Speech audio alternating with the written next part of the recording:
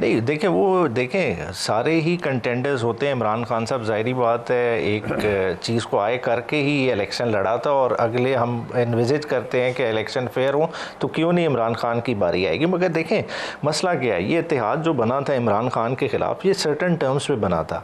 अब इसमें मेन लड़ाई क्या है, देखें जिस तरफ ये आ नहीं रहे, ये देखें PMLN का ग्रज क्या है। एक पंजाब वाला तो नुक्ता नज़र छोड़ दे, वो एक चले तंग नज़री से ही जो मामला, ये किस तरह से देखते हैं कि पीपल्स पार्टी आइनी ओहदे इन्जॉय कर रही है, बर्डन नहीं ले रही। बर्डन सारा हम पे पड़ रहा है, पॉलिटिकल कैपिटल हमारा एग्जॉस्ट हो रहा है, जो हर्जा सराई हो रही है हमारी हो रही है, हर जगह हम लेट डाउन हो रहे हैं।